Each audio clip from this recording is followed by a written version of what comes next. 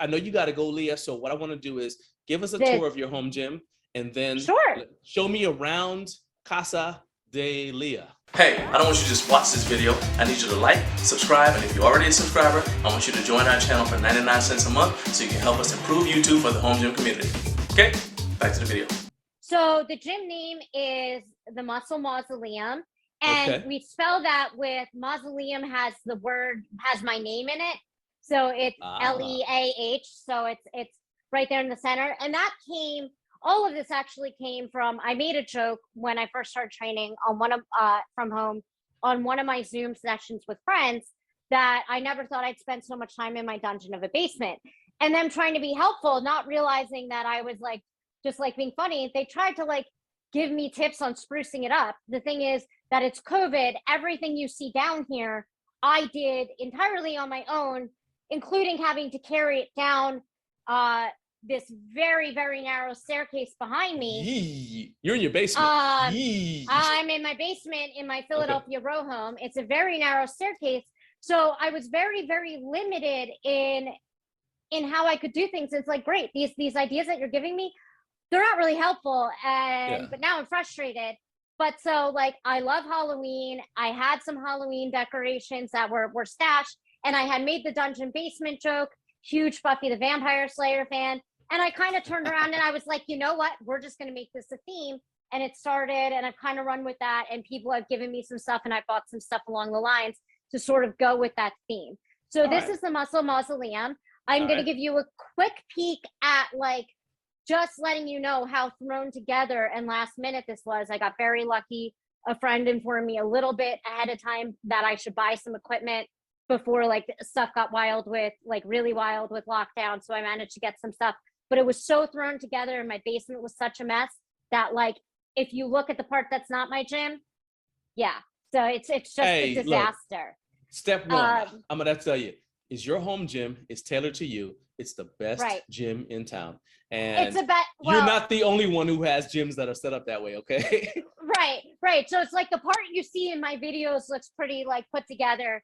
The other part of my basement is like, ghosts of Christmas and Halloween's and don't stress home about that. improvement projects past. So, can you turn the camera around? Oh, can I turn the camera around? I hope so. Just hit the your little. Yeah, here it is. I was just trying to find it. Okay. There you go. All right. There we go. Talk me through this. Very nice. All right. Very nice. So we have the StrongArms combo rack. And the reason that we decided on the StrongArms combo rack, there were actually a couple of reasons. The first reason is that my basement ceilings are very, very low. And they're lower in some places than others.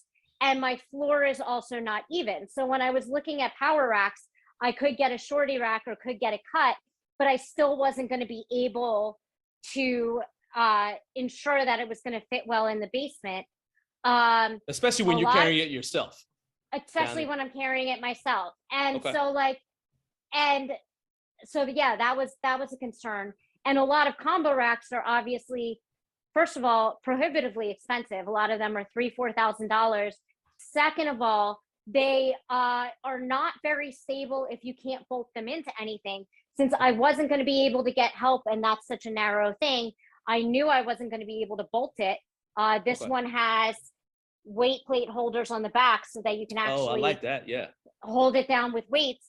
And the third thing with a lot of combo racks is the spotter arms are actually just space savers. You can't fail a squat on them. So these ones are a little bit more sturdy. I can fail a squat on these. I might not recommend it if I was squatting 700 pounds, but I'm, 47 to 52 kilo lifter. I'm not doing that. Yeah. What is your max? What is your squat max? In my, in training, somewhere around 300 pounds. In meet, 130 kilos, which is that's what, legit. That's legit. It's okay. Yeah. I mean, for your body weight, just think about what that is in reference to your body weight. I know. I've been told I have to stop referring to my squat as weak. The person that told you that is correct, and I echo with that. Stop it. So, okay, go ahead, keep going. No, you're good. Ohio Power Bar. I had actually bought this in early 2019. It was my gift to myself for making it to the Arnold. since I was in Columbus, Ohio, and we had rented a minivan. I bought myself an Ohio Power bar. I love it. It's durable. It's got like one of the cheaper coatings on it. I can't remember exactly which one, but it was like an upgrade, but not the most expensive upgrade coating. It's held up in my basement. It held up in a CrossFit gym that was pretty humid before that because I used to store it there. One of the first, my original weight plates are just like iron plates that I found on CrossFit, on Craigslist. And yeah, so I have some iron plates and I have some over in the corner here. The York 45s I just added, but like some of the iron plates, they were just like what I could easily get my hands on at first, because again, I was trying to throw everything together. And then I bought some bumpers from a CrossFit gym. So I've got, and again, with the weights, I wanted some bumpers because I am in my basement and I don't have full platforms built. But also it was just what was accessible to me at the time. I use the safety squat bar a decent amount. So that was my first barbell edition. A friend of mine was selling this Rogue Easy Curl Bar because he was upgrading to a rackable one. So I bought that off of him. And that's great because that explains the guns in that most muscular that you did on your Instagram where you're standing there showing your weight cut. Yeah, that explains that. Is the Easy Curl Bar. That's what did it. Oh, well, yeah. I mean, it's really helpful for GPP because part of my GPP is biceps and triceps. And having the Easy Curl Bar, you can do biceps and triceps with very minimal equipment. And then I have a pull-up bar upstairs that I'll hang like a weight belt for myself, and I'll do like pull-ups, or I'll do rows for my upper back, or I'll do pen lay rows. Then we just have some of my decorations. These are my skull lights, some of my skulls. I like your back spot, your spotter, your handoff guy. Oh, yeah. So that's Karen. And in the corner there, we have Headless Gary. Okay. Let's see if we can. So Gary came to me with his head chopped off. So they sent me Karen, which is great. I have this that I put together. And this is just because my floor in my basement is a little bit uneven. Right. So when I'm squatting, this slides into my rack and I shim it so that I have a more even surface. Cool, that was my, again, because I had to function with things that I could bring down the stairs and build myself, because we were early stage COVID and I couldn't have help. My friend Mel, her father handmade these dumbbells back in the 80s and he let me use them. So I have 40s through 50s, and they're actually 43 through 53 because he decided he wasn't gonna add the weight of the handles onto the dumbbells. So the weights, so they actually are heavier than they say they are. But I mean, that doesn't really matter because once you get to using dumbbells, it's GPP. It's GPP. It doesn't matter. This stuff, like these bands from What-A-Fit, again, are really helpful for GPP, and I can travel with them, which is nice because I travel a decent amount for work. So hold on, when you were talking about doing GPP in the Instagram DM thread out of Drug Tested Worlds, you were using those bands? Or no, there was a gym in the hotel that was decent, so I did it in the gym in the hotel. They had plenty there for me to work with. And then the same friend, this is a new one, and I did get help bringing this down. The same friend, this is my who was selling the Easy Curl Bar, was giving away this because he bought a new one. Hyperextension. Okay. So I have that now, which is again great for some accessory work.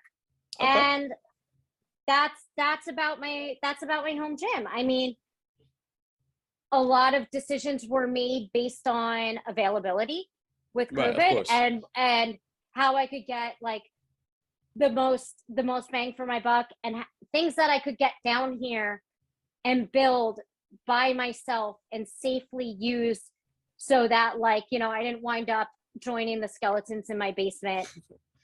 Yeah, you don't be like Headless Gary. Don't be like Headless Gary. Yeah, I get stuck under a bench press on Saturday and nobody realizes I'm gone until I don't show up for work Monday morning, right? Let me ask you this. What is your, like, what's on your wish list? What's on my wish list? I would love some calibrated kilo plates for down here. Okay. And past that, what's on my wish list for this space is that I would actually love to level the floor. Yeah, but then if you do that, then if there's some sort of flooding, that's going to be bad because it won't drain as well. Because it's supposed to be sloped because of even the garages are sloped to allow the water to drain. Yeah, so I'm okay with keeping a little bit of a slope, but the floor is uneven. So I would like to, and it does slope downwards to, so I will keep a little bit for drainage purposes, but I would like to make the actual surface a little bit less spot to spot uneven. Add some storage to the basement so that I can utilize more of the basement space. I'd love to put a pulley machine down here. So that would be good to have. I'd love a rowing machine, but I don't want to finish the basement because I don't think it's worth fully finishing. I would like to put some more lighting in. My lighting is very like whatever I could get in here so that I could work right now.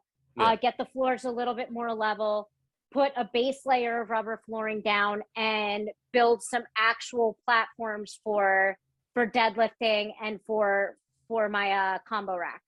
Okay. And other than that, like I said, rowing machine, pulley machine, and just cleaning up the space a little bit, and calibrated plates, because who doesn't want calibrated kilo plates? We have them at Collective Strength, but like it just hasn't been. I got you. The priority was getting them there before it was getting in my home gym. All right, so you do put some informative stuff on your Instagram. And so I want people to know how they can follow you so they can keep up with your training, as well as get the insights that you're putting on there. You got some awesome stuff. So how can people follow you on Instagram? You can follow me on Instagram with my Instagram handle is Leah Lifts a Lot. That's Leah Lifts a Lot, all one word, no underscores or anything. And yeah, so you'll see lots of badly lit, badly angled videos of me lifting and my personal thoughts on the process. Yeah, awesome. I should do a better job of selling it.